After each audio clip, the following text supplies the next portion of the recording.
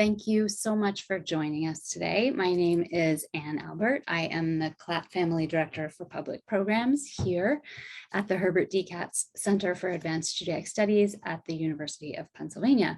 And I am here welcoming you all to the third and final lecture in our current series on archaeology and ancient Jewish life.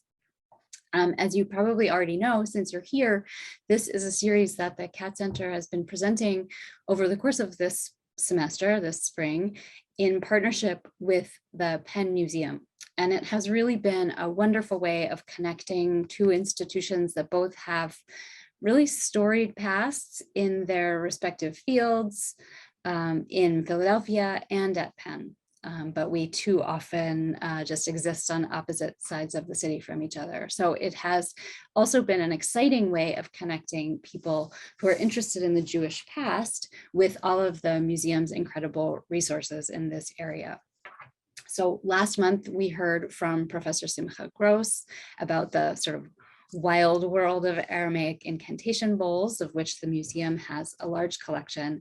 And today we'll learn about the lives of Jewish exiles in Babylonia, in part based on the evidence provided by some other objects at the museum. So more about that in a moment. Quickly, first, it is nearly the end of the semester, so we're almost out of upcoming programs to plug. Not totally out though, I'll say we have a few spots left in the 3-week-long, that's a 3-class mini course on modern Jewish law, the transformations of halakha in the modern world. That is like a small group setting where you're interacting directly with Professor Yoni Brafman, who's teaching it, and information about that is on our website. I think there's a link to it now in the chat. These courses typically do fill up, so I suggest snagging a registration while you can if that course interests you. And then beyond that, if you're looking for intellectual stimulation in this area between now and next fall, when we'll start up a new series of talks, I can only recommend browsing the Katz Center's YouTube channel, where most of this year's talks and last year's on topics ranging from Jewish messianism to the Talmud, to politics, to law, all those talks are now available. As always, all of this programming is made possible by generous support of various individuals, families, and foundations who believe in the importance of sharing fruits of the Academy with wider audiences like you, and see a place in the general public sphere for thinking about Jewish culture and the Jewish historical experience. So we thank you. Thank you to the Klatt family, the Harry Stern Family Foundation, the Katz family, our board of advisors, and many other donors. And given that we're at the end of the year, I also really personally want to express gratitude to our extremely capable staff and leadership here at the Katz Center. It is a real pleasure to work with you all. And finally, I want to thank everyone with us today. We have a large group, about 200 people online watching. So thank you for joining us now and all year. Before I introduce today's speaker, just a word about how we'll proceed this hour. If you have joined us for past programs, it's the same. If you're new to us, this is what we do. Our speaker will take over and present for a while, and I invite you to submit questions at any time during the talk using the Q&A function that's at the bottom of your Zoom window. After the initial part of the presentation, I'll moderate that discussion in a Q&A after in the time remaining. Okay, so now to introduce our speaker. Dr. Laurie E. Pearce comes to us. Hi, Laurie. Today from the Department of Near Eastern Studies at UC Berkeley, where she's a lecturer in Assyriology, teaching courses in the history of Mesopotamia and the Akkadian language, and her research interests are focused on the social and economic history of Babylonia in the late 1st millennium BCE, which is where we're going to be focused for this talk. And I'll just say, when I started looking around for this series at people who could speak on this topic or related topics, the unanimous and resounding message from contacts, acquaintances, And essentially the internet altogether was, you have to hear from Laurie Pearce. She is the person, she is the expert who knows the Murashu archive and the world of Judean exiles like no other. So I'm really, really glad that she agreed to come speak to us. In fact, if you want to get into it, she has published 2 books on the subject together with collaborator C. Wunsch. The first in 2014 called Documents of Judean Exiles and West Semites in Babylonia in the collection of David Sofair. And then another just last year in 2022 called Judeans by the Waters of Babylon, New Historical Evidence in Cuneiform Sources from Rural Babylonia. Of course, she has numerous other scholarly publications, book chapters, articles, as well as digital humanities projects. Her CV is very long, but I also want to point out, especially for this audience, that Laurie writes beautifully and approachably and clearly for non-scholarly audiences as well, including eminently Googleably for the database of religious history, the Bible Odyssey website, which is the website of the Society for Biblical Literature, and the Torah.com. These are all great websites that present material like this for non-scholars. Her work's also been supported by a number of the Mellon Foundation, the American Association of University Women, and she had a Fulbright Senior Scholar Fellowship at the Hebrew University in Jerusalem in 2016 to support all of that. So with that, I will welcome you, Laurie, and invite you to share some of the fruits of this amazing work with us. Thank you, Anne. Thank you, Anne, for that lovely and a little bit intimidating introduction. I now have to live up to that in front of 216 participants. So I hope that I at least meet that welcome in part. I'd also like to thank you for the invitation, Deanna and Brian, in advance for their tech support and organizational support. And I really look forward to sharing with the audience this talk. And I think I've planned it so there's time for questions. This is perhaps one area of the study of the ancient world that the general audience is probably less familiar with. So I hope that there are lots of questions and I look forward to them. Okay, now we'll see if we can coordinate all of these technical pieces. We will share a portion of the screen and close this Zoom window.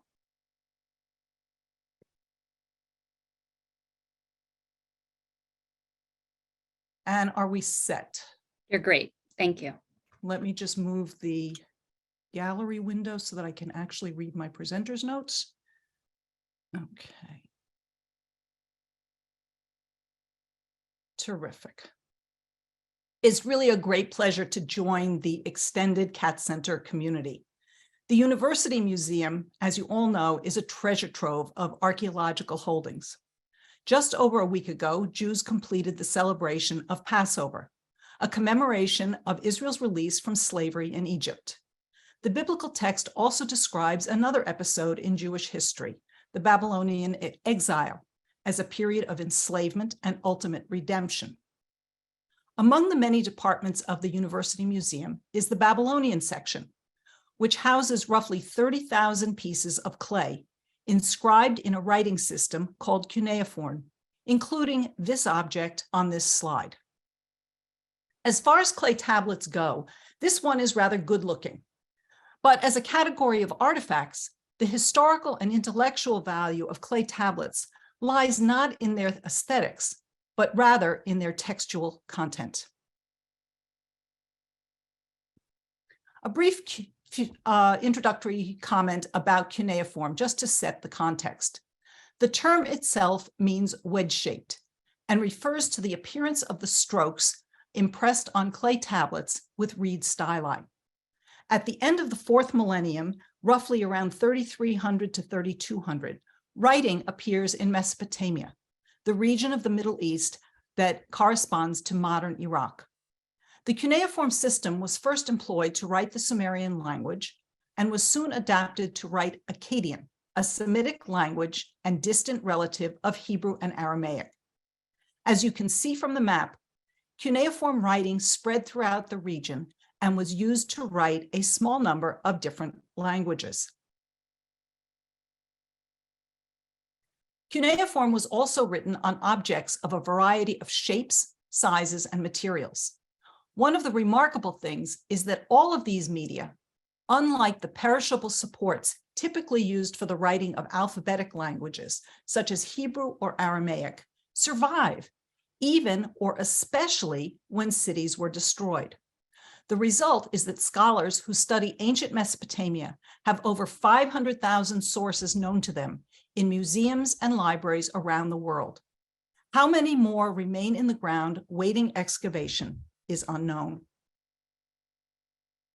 The University of Pennsylvania Museum, founded in 1887, has a long history of archaeological and anthropological research. From 1888 to 1900, it conducted intermittent excavations at the southern Mesopotamian city of Nippur. In 1893, in the third of 4 campaigns, archaeologists concentrated on a mound called Camp Hill in the northwest part of the site. In a room roughly 5.5 by 2.75 meters wide, largely filled with collapse and fill, the archaeologists found clay tablets on the floor. 330 of them were intact.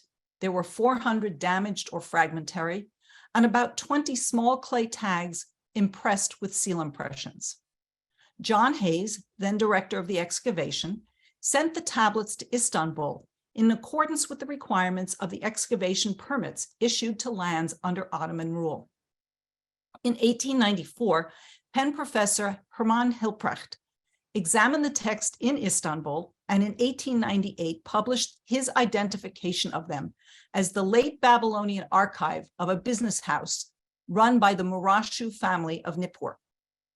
The conditions of the excavation stipulated that Penn, as one of the excavating parties, also receive a share of the tablets, and as a result, many of them live in Philadelphia today.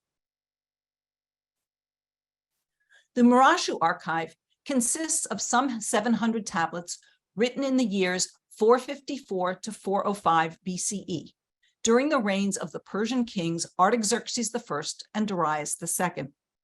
The texts record the family's leases and subleases of land owned by the crown and assigned to the family in what we term a land for service agreement. Such arrangements were known starting already in the reign of Nebuchadnezzar, the king of Babylon, about 130 years earlier. But this archive demonstrates the expansion of the system into an entrepreneurial enterprise that resulted in the Murashu family amassing great wealth and standing. These texts provided modern researchers with their first knowledge of Babylonian sources, of the presence and activities of Judeans in Mesopotamia. I will explain momentarily how we identify Judeans in the texts. Despite the information they provide, the earliest date of a Murashu text is some 130 years following Nebuchadnezzar's destruction of Jerusalem in 587. Thus, from the start of the exile, our cuneiform record, our Babylonian record, has heretofore left us with a 5 to 6 generation gap in our knowledge of the Judean experience in Babylonia. It is only recently that we have begun to be able to fill that in. The Murashu archive consists of legal documents, primarily promissory notes and contracts, which typically conclude with a list of witnesses. In the tablet I started with, which is shown again here, one of the witnesses is a man named Pili Yama, and I've circled the signs that make up his name and given you the transliteration. And you'll just have to trust me, unless you already read cuneiform, that that's the correct transliteration. The final element of his name, Yama, appears in a number of personal names, and is the primary means of identifying an individual as Judean. That is because of the specific association to the Judean cult of the god Yahweh, whose name is represented in cuneiform either as Yama, as we have here, or as Yahu. And those are 2 orthographies. If you know anyone named Jonathan, Hananiah, Zechariah, or even Ovadiah, you're already familiar with this concept of Yahweh's name being part of a name, and thus we call them Yahwistic names. What does this mean? In Semitic languages, personal names are frequently constructed as brief sentences. They have a subject, an object, and a verb. The subject is usually a divine name or a divine attribute. The verb tells what the deity is doing, has done, or is invoked to do. And the object is the where the deity should direct his action. So let me give you a couple of specific examples. The name of Nebuchadnezzar, a good Babylonian name, consists of the sentence, "O Nabu, protect the heir." Names like Zechariah, Ezekiel, Jonathan, Jehonatan, each consist of a divine element or just the term for God and a particular action. So Ezekiel is the God will strengthen, Zechariah is Yahweh or Yah remembered, and Jonathan is Yeho, which is another way of writing God's name, gave. On this table, you see a good number of Yahwistic names, both in their Hebrew spellings as they appear in the Hebrew Bible, and in the representation of the names as cuneiform transcriptions in the Murashu texts. All of these names appear in the book of Ezra as the names of individuals who returned from Babylon to Judah. Thus, we can say that the names that appear in the Murashu texts really represent contemporary Judean names. Before we delve deeper into the contribution of the Murashu texts and related documents, a little bit more background is required. The usual association of the word exile in biblical and Jewish history is that of the Babylonian exile, the series of events associated with Nebuchadnezzar's campaign against Jerusalem. First in 597 BCE, the destruction of the temple in 586 BCE, and according to Jeremiah, the removal of 4,600 persons in 3 waves of deportation. But inhabitants of Israel and Judah were subjected to conquest and deportation even earlier, the end of the 8th century, when the Assyrian king Sennacherib conquered the Levant and subjugated its various populations to imperial rule and deportation. In the campaign against Judah, in the circled image on the left, we see Sennacherib laying siege to the city of Lachish, mounting its defenses with siege engines. And on the right-hand side, we see the carrying off of captives, men, women, and children, as well as animals. According to the second book of Kings, in the tension-filled days leading up to this event, Hezekiah, king of Judah, the region in which Lachish lay, had already turned over 300 talents of silver and 30 talents of gold, along with, quote, all the silver that was found in the house of the Lord and in the treasures of the king's house. At that time, Hezekiah cut off the gold from the doors of the temple of the Lord and from the doorposts which Hezekiah, king of Judah, had decorated, end quote. The siege and destruction of Lachish was so strategically important that Sennacherib had the wall reliefs narrating these events installed as the central panels in his throne room in his palace without rival in Nimrud. These were excavated by the British archaeologist Austen Henry Layard in the early 1820s, and the images that you see on the screen are images of those reliefs that are now on display in the British Museum. Wall panels that remained in Nimrud were damaged by ISIS in 2015. In an effort to distribute human resources, knowledge, and manpower throughout the empire, and to mitigate the potential of revolt by injured communities, Assyrian kings redistributed deportees rather helter-skelter throughout the kingdom. They broke up communities so that the few Judeans or Israelites who are in fact identifiable in Assyrian period sources are scattered, one here, one there, and we don't get a sense of a Judean community. But the policy of the reigns of the Neo-Babylonian kings differed in some ways, as we shall soon see. Like the Assyrians, Nebuchadnezzar conducted military campaigns in the Levant.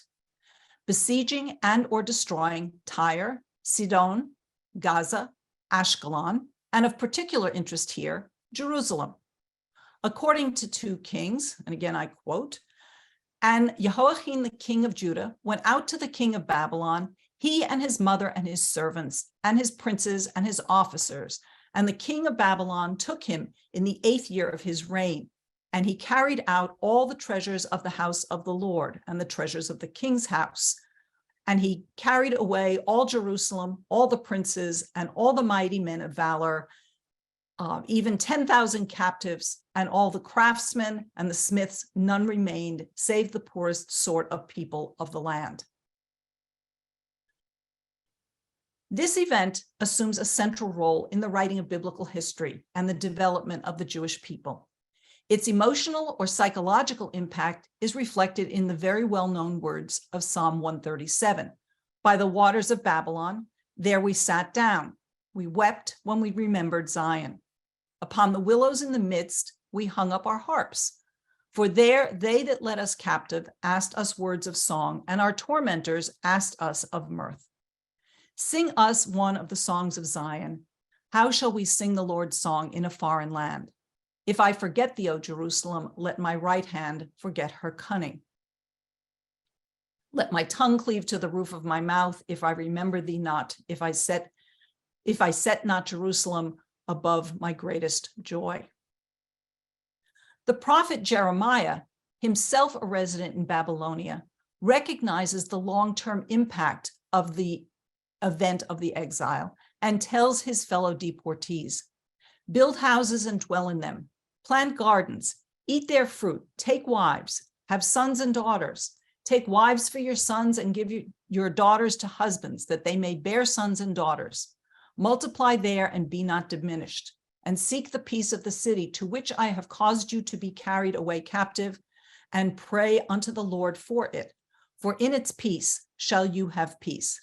And I would just note that the drawing on the left is an archaeologist's rendering of what houses might have looked like in this time period, what domestic architecture might have looked like. And the image on the right is a model that was produced by the Bible Lands Museum in Jerusalem for the exhibit of the texts about which I'm going to speak momentarily.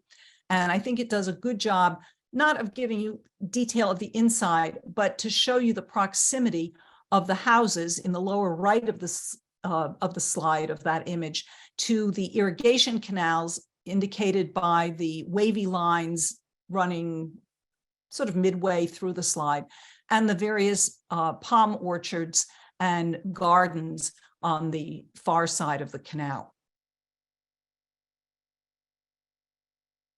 But how did the Babylonians deal with their deportees? Where did the deported Judeans build their houses? Where were they mourning the loss of their homeland and confronting the displacement that transformed their history? The beginning of the book of Ezekiel gives us a clue. And you can see the text here on the bottom. "Now it came to pass in the 30th year, in the 4th month, in the 5th day, as I was among the captives by the river Chebar, that the heavens opened and I saw visions of God. In the 5th year of King Jehoiachin's captivity, the word of the Lord came to Ezekiel the priest, son of Buzi, in the land of the Chaldeans by the river Chebar." The drawing on the right is a representation of a cuneiform text that I recently published with my colleagues Peter Zilberg of the Hebrew University and Michael Yursa of the University of Vienna. It records activities of a sailor and a harbor master. The text, an extract of which appears in the blue text next to the map, references the collection of wheat and barley as payment for rent on lands held by the king and distributed in exchange for military service and taxes. Zababa Shar Utzer, whose name appears in the red box, was a mid-level official to whom the commodities are due. He is attested in nearly 100 texts, a number of which have loose connections to the Judean community. The text was written, as we can see from the subscription, in the Chebar Canal, or in the town of, named the town of the Chebar Canal. The canal was a main travel route from Babylonia to Susa, indicated by the arrow on the map on the left. And it was one of several points along the canal at which boats were exchanged and commerce conducted between Babylon along the way between the two regions. Although no Judeans are mentioned in this particular text, and its date of 481 is well after the beginning of Ezekiel's prophetic career in 594, it attests to the vibrant economic activity occurring at this site and provides evidence of for the reconstruction of the picture of the social and economic world in which Judean deportees lived. It is here that Ezekiel could have interacted with members of the Babylonian community, and where he or the redactors of his book would have had surely encountered aspects of Babylonian culture that found expression in the book of the Bible that has the greatest number of Babylonian loanwords and technical terminology. But clearly, this is not the start of the Judean journey to Babylon. From Judah, if you look at the map on the left, they traveled northward, crossing Syria at the westernmost point of the Euphrates River. From there, they traveled down the river, perhaps walking alongside boats that carried tribute to Babylonia. The capital city, Babylon, represented by the yellow dot, was the site to which the Judean royal household was relocated, and that is the household of King Jehoiachin, about whom I have already spoken.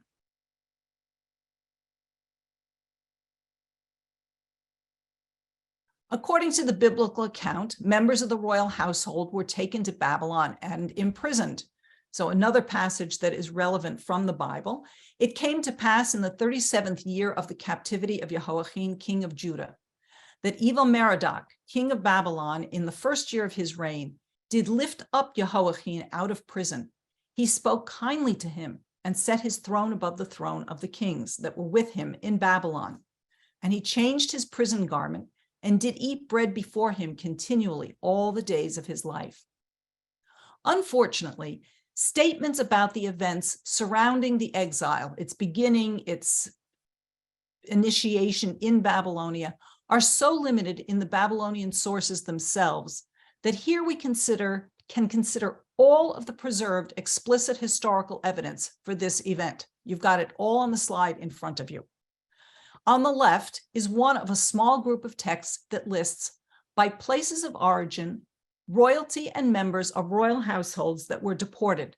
For example, there are groups of Egyptian kings and princes. There are officials from Gaza, from Ashkelon, and so on.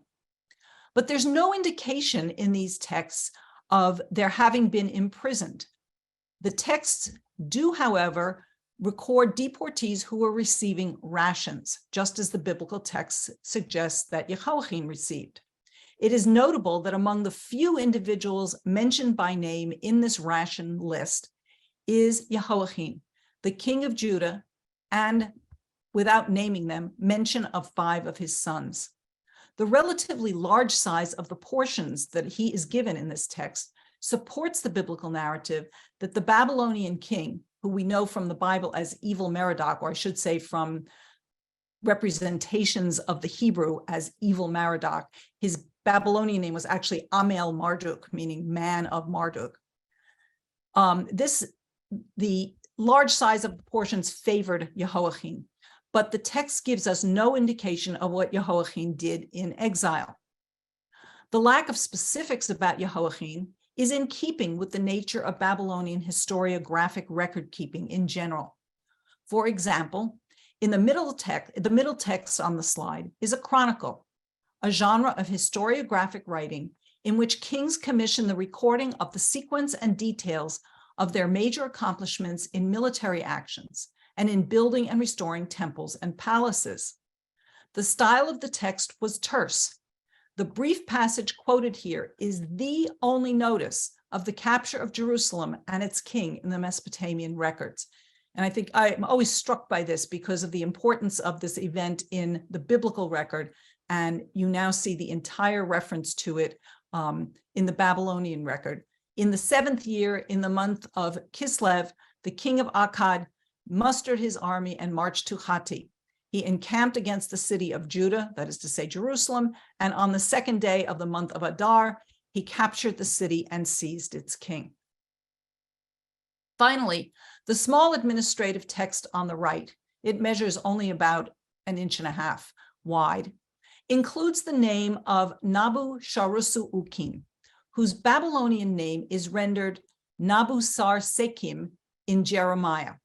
There, his title, Rab Shareshi, his Babylonian title, was rendered as Rav Saris. It is a receipt for 1.5 minas of gold delivered by an intermediary to the Esan Gila, the temple of Marduk in Babylon. The text was written on the 18th of Shvat, or Shabbatu, as it is known in Babylonian, in the 10th year of Nebuchadnezzar, which translates to January 1st of 594. That is to say, about 8 years before the events recounted in Jeremiah chapter 39 took place, namely the 587 siege of Jerusalem, which we know from the biblical record that Nabu-Sharusu-Ukin was to have taken part. Although the text records nothing specific about the events of the exile itself, it does reflect the fact that high officials were involved in the extraction of tribute of the Babylonian authorities from their provinces and their subjugated territories. However, it is primarily from the countryside, especially in the vicinity of Nippur, represented by the blue dot, that we learn a great deal about the Judean experience in exile. Although the Murashu texts excavated in Nippur were the first recognized texts to provide evidence for the descendants of Judean deportees in the Babylonian text record, they date from 454 to 405. Thus, we're faced with about 130 to 140 year chronological gap between the date of the exile and our first recognition of Judeans in Babylonian life. Surely the descendants, the immediate descendants of the exile, were doing something in that interim. Indeed, recently published texts demonstrate that a substantial group of Judeans was resettled in a place called Yahud, the Babylonian name for Jerusalem. The exact location of Yahud is uncertain, as the texts derive from unexcavated context. The red dot on the map is one scholar's approximation of where it was located, although I rather suspect it lay south of Nippur, the blue dot, toward the even more southern cities of Larsa and Ur. The earliest attestation of Yahud is in a text written in 572 BCE, 15 years after the destruction of Jerusalem, or 25 years following Jehoiachin's deportation in 597. In this text, the name of the town in which the text was written was called the town of the Judeans, indicating that the town was named for the geographic origin of the population. And we call this a mirror town.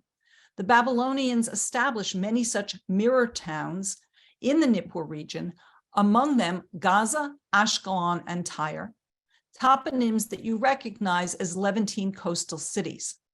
These mirror towns were established on lands that had been devastated in wars between Assyria and Babylonia at the end of the 7th century BCE. The lands were being rehabilitated as agricultural lands that could be taxed to generate support for the Babylonian king's restoration of Babylon. The famed Ishtar Gate was part of Nebuchadnezzar's extensive building project. To assure a steady stream of tax income, the king granted lands to individuals in exchange for taxes paid in silver or in kind and military service.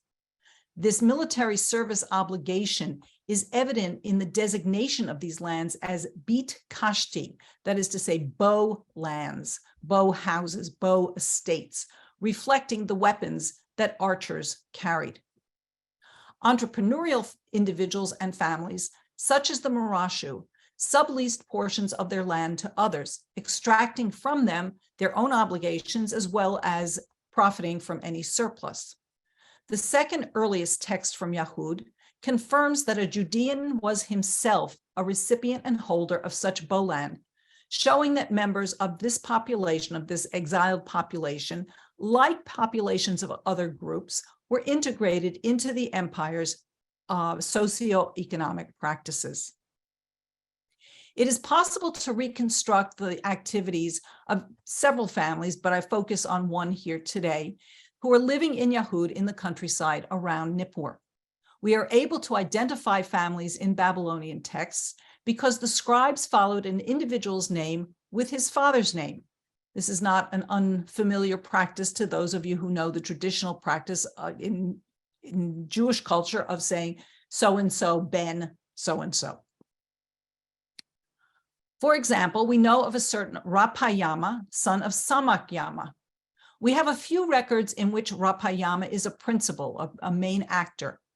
We show the name of his father Samakyama in gray because we have no evidence of his participation in transaction. He only appears as the father's name.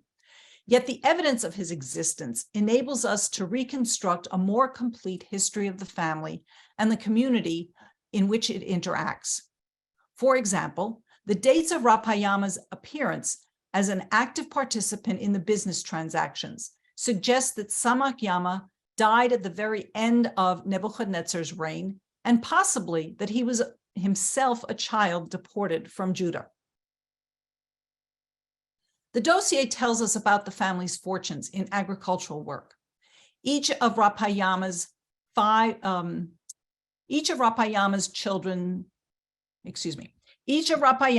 appearances as a principal shows him owing quantities of dates and barley, as well as silver, to various individuals. One text mentions a debt of 1,100 liters of dates and 900 liters of barley. In the texts, we see how the Judeans interacted with the royal administration. One record notes that Rapayama was to deliver an amount of barley to the estate of the Rab Mugi, a royal official, a man named Nergal Shar Utsur, who appears in Jeremiah 39, alongside the official Nabu Sharusu Ukin mentioned earlier. This situation suggests that Rapayama owed barley as income assessed on a field that he holds as one of these military fiefs or bowlands, and possibly that he served as a collecting agent for other landholders in Yahud. The wide scope of activity of his son, Achikam, suggests that Rapayama may have managed more than just his own plot of land. Although Rapayama and his sons appear to have been accumulating wealth and standing in the land for service sector, Rapayama, in fact, was not wildly successful financially. His son Achikam appears to have taken charge of paying off his father's debts and assuming an active business role himself following his father's death. He expanded his role, organizing at the local level, collection and delivery of estimated harvest yields that were due to the imperial administration. The texts also enable us to visualize the generation of Achikam's 5 sons. The colors of the circles around numbers at the bottom of the slide indicate texts in which the same brothers appear. So same color indicates that person appears in the text that another person appears in that has the same color. So in one text only do all 5 brothers appear. Those are the blue circles. That particular text deals with the division of inheritance, consisting of inventory from their father's business dealings. 2 copies of the division are preserved. In fact, as is not surprising, individuals who are principals in a transaction typically each got a copy. So we might even suspect that good luck would bring us the rest of the copies at some point in the future. But at the moment, we have 2 copies of this division. The division stipulates dividing the property into 2 portions, suggesting perhaps that the sons had different mothers because the inheritance shares are allotted in very different proportions. And this was typically done according to a wife's standing and a child's standing in a family. Although we have the name of their grandmother, Yapayahu, who appears under the right-hand side tablet, we do not know the name of Achikam's wife or wives. Another explanation for the 2 portions may relate to other business partnerships that the father held, which, while they're not mentioned here, somehow impacted the division of the allocation of these particular assets. The text was written in Babylon. some 60 miles northwest of Nippur, and thus even further from Yahud, if in fact it was in the south, where all of the family's businesses appeared to have been transacted. A 3 to 4 day journey would not have been undertaken simply to carry out the division of property. The likelihood is that due to their father's activities, the brothers had other reasons to conduct business in Babylon, which is located by the orange and gold dot in the map on the right. This points to the range and scope of economic activity in which the Judeans could participate. But not all of the Judean deportees and their descendants lived in Babylonia and were farmers, tenant farmers, and low-level administrators. Judean merchants appear to have enjoyed some support from or connection to the financial resources of the crown, and we will now briefly consider their situation.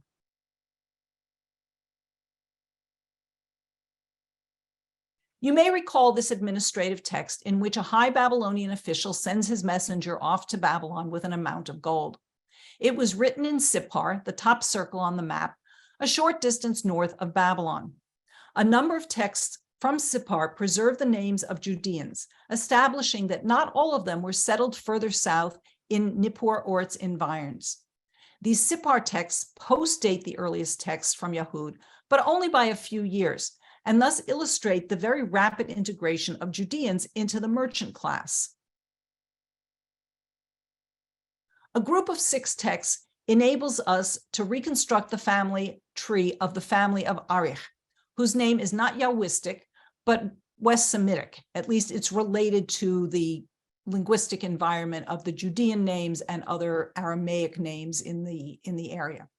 Of interest is the following. One of Arich's sons bears the name Achiyama. His name is circled in the black line.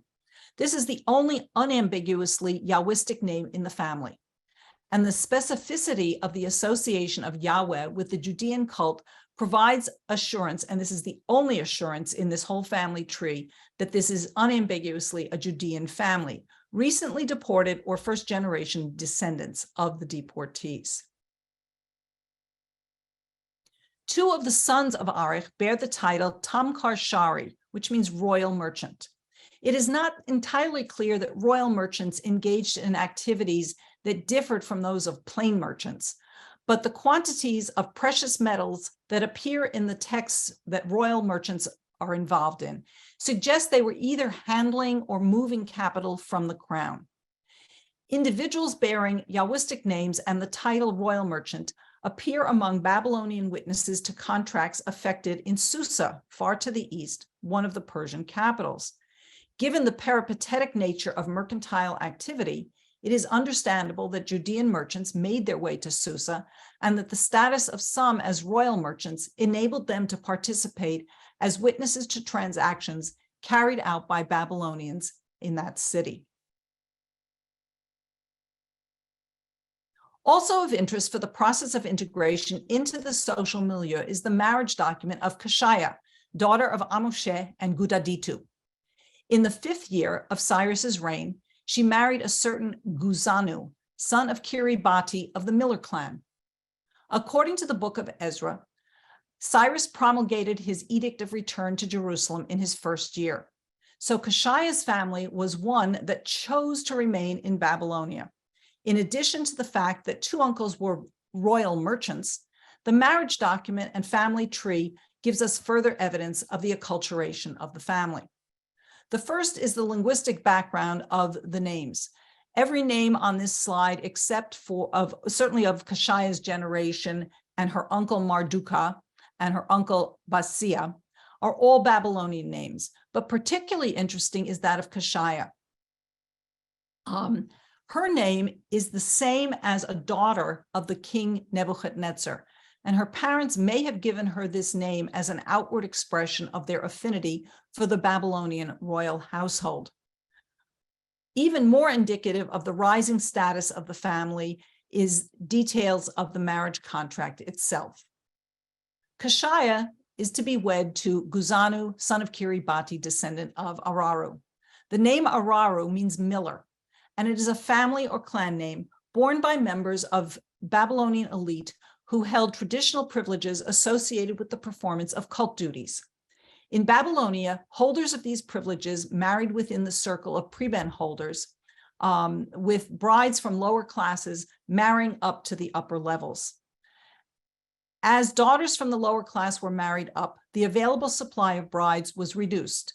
As this happens, brides from wealthy families who were not associated with the cult could be married into the lower levels of the clan structure.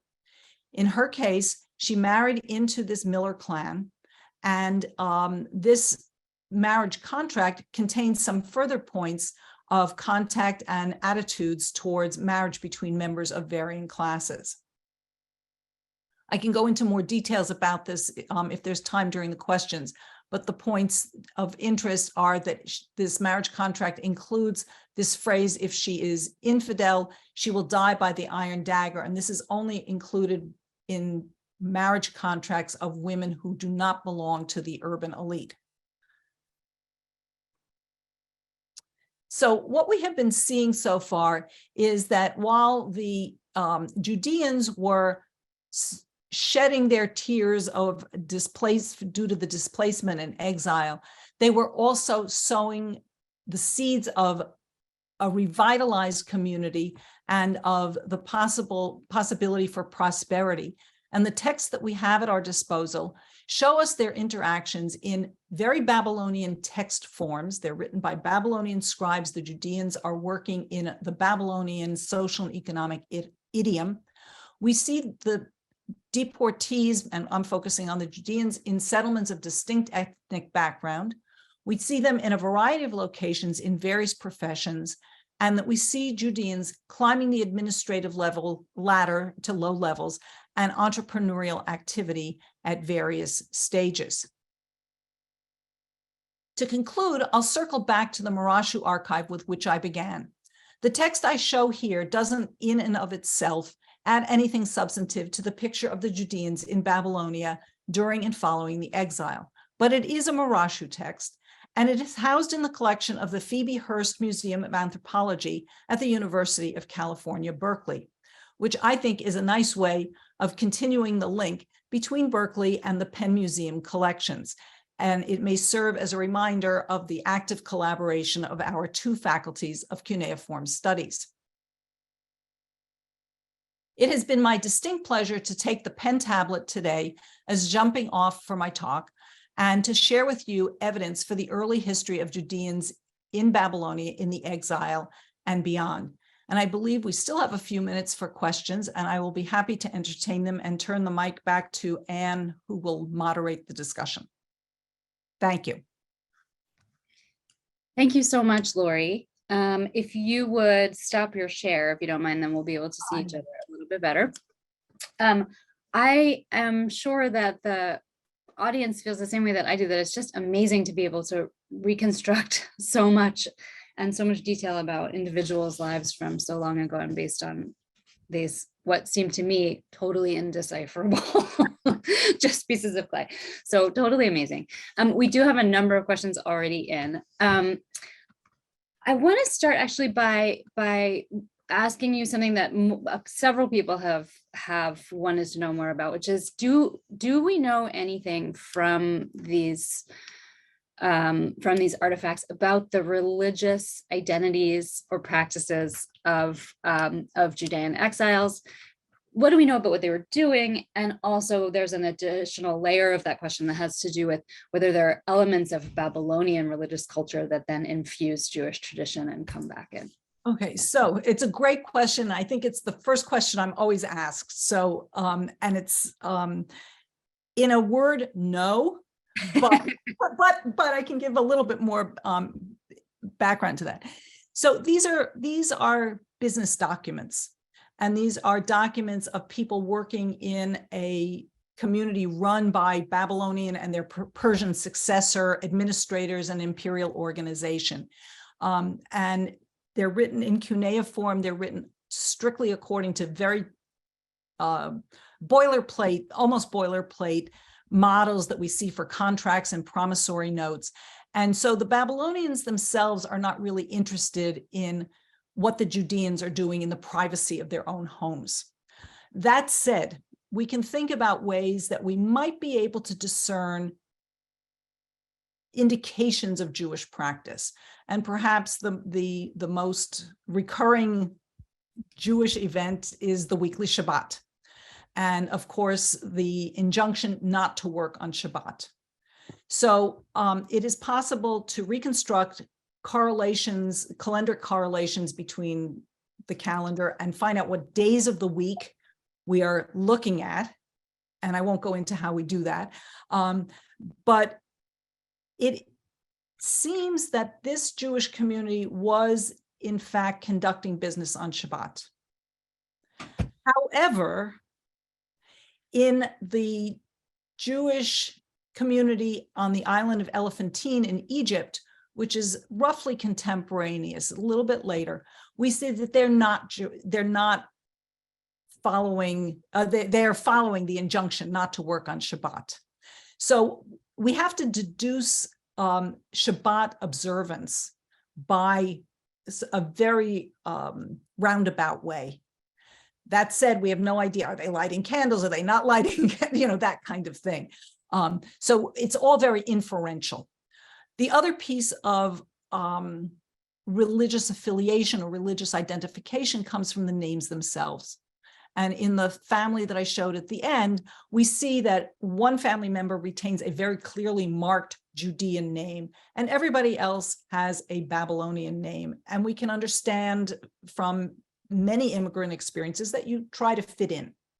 On the other hand, if we look at scores of the other tablets, we see fathers and sons both having Judean names.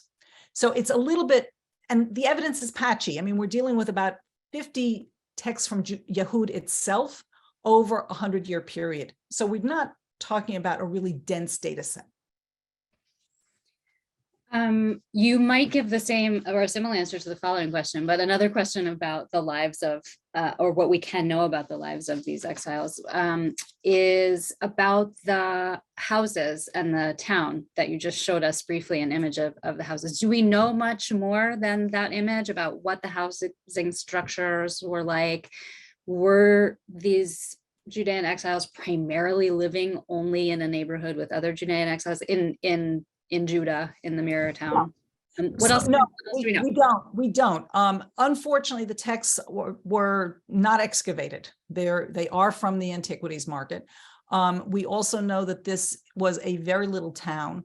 I can't give you a population estimate or even an estimate of size, but these are not, we would probably call them more like villages. And archaeologists tend not to go looking for villages. They usually excavate cities. And I'm not entirely sure how much physical presence they would retain on the landscape at this point. So this is based on the reconstruction of the houses is based on the excavations from larger settlements where you might have a very dense area and a smaller area, a less dense area, even within a city. And the reconstruction of the houses near the canal, near the palm orchards is really fabricated, but it's based on evidence of, we know that people were going to work the canals, that we know they were working the orchards, and we have to assume that it was within a few minutes walk, maybe 20 minutes walk, because people had to get to work. Makes sense. No mass transit. No mass transit. Right. So are you able from the limited and patchy evidence that you have, are you able to identify changes over time? So whether changes in naming practices, changes in degree of intermarriage or interconnection with the mercantile sphere, right? Do you have basically a snapshot, or can you look diachronically? It's snapshots. The image of the family where we have the marriage documents and the merchant activity fills a short period of time, and we don't have, for Judean merchants, we don't have another comparable data set. So it's kind of snapshots. What we can say is that the earliest land grant that was given, that we know of, that was given to a Judean, and the family that I was talking about with Rapayama, at least we don't have evidence that it continued to expand where they got to the prominence of the Marashu.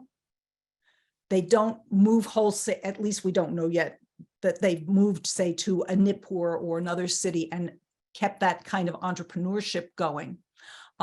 But it is significant that we do see them in what we are terming sort of incipient Murashu business practices, that they were involved in this practice that ultimately some people were able to transform.